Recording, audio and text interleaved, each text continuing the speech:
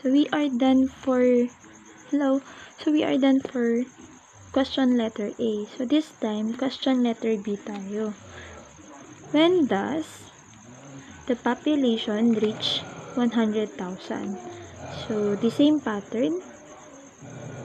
A is equal to 200 e raised to 0.02 t. Okay, so what is being asked here? Is it the population or the time? Okay, when?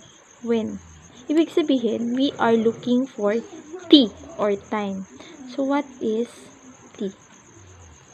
Okay, so first, we have to replace all the presented information. So this time, 100,000 yung population. So A is present. Okay? It is presented. So we just need to substitute.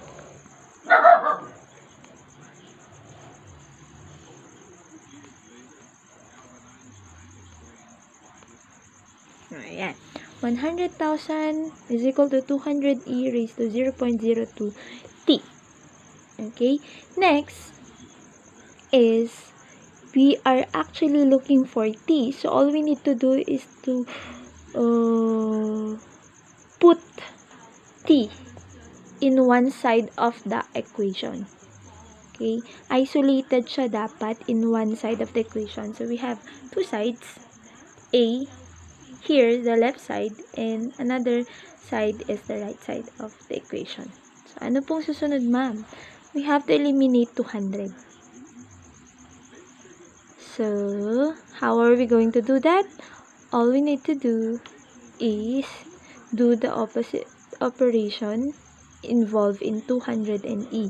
At ang opposite niyan ay division. Okay? So, divide 200e by 200. By properties of equality, whatever you do in one side of the equation, you must do it also on the other side of the equation. So, since we divided this part by 200, we also need to divide this part of the equation by 200. Okay? That is true because of the properties of equality. Which is, yun nga, whatever you do on one side must be done also on the other side of the equation.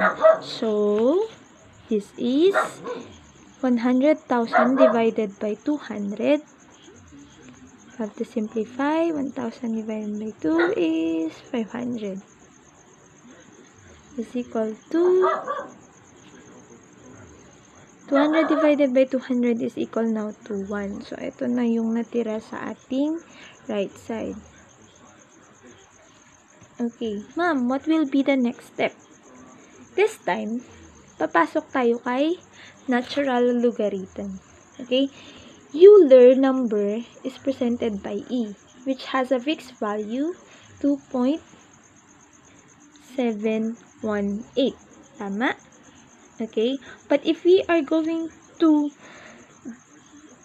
present this using a logarithmic function, then e is the base to get the exponent. So that is actually equal to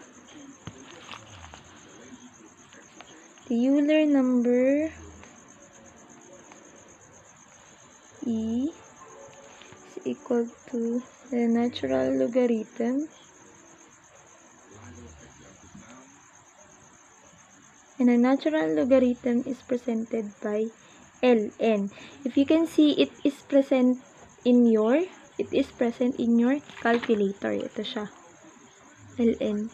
Dalawa po yan eh. Logarithmic tsaka ln. Yan o. E. Di ba may e? E. Ito na yung e raised to x natin. Kita ba? Yun. E tsaka e raised to x. Ito siya. Okay? So, ln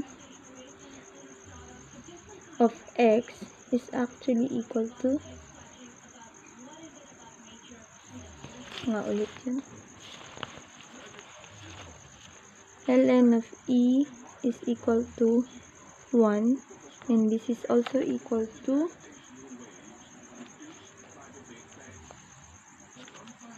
f of x equal kay e raised to x equal kay natural logarithm of e.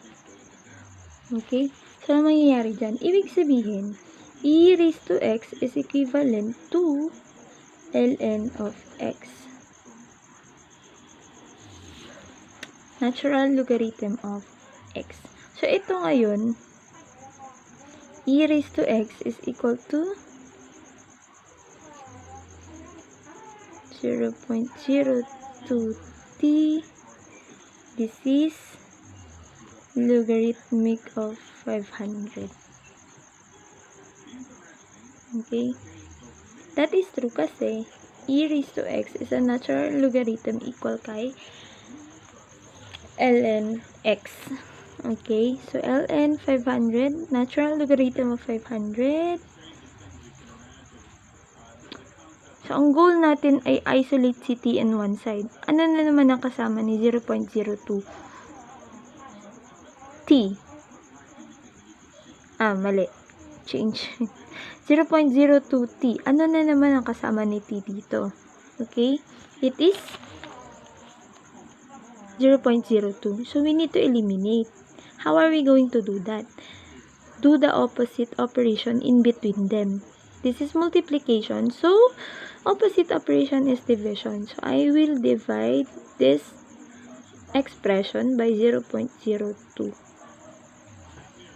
And by properties of equation, whatever you do on one side must be done also on the other side. So, I need to divide this part by 0.02 also.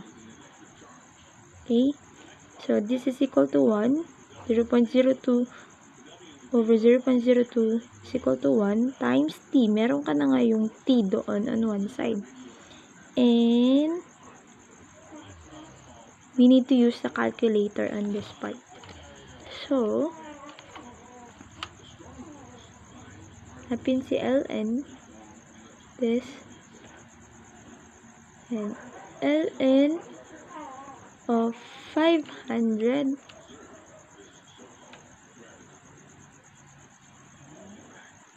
divided by 0.02. Nakita ba? Ayan. Then, equal. Meron ka ng 310.7304. So, let us write 310.73.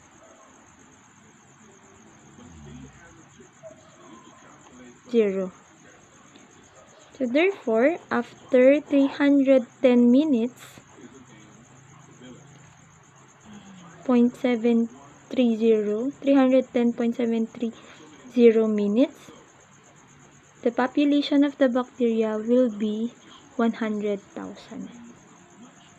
Do you get this? Okay.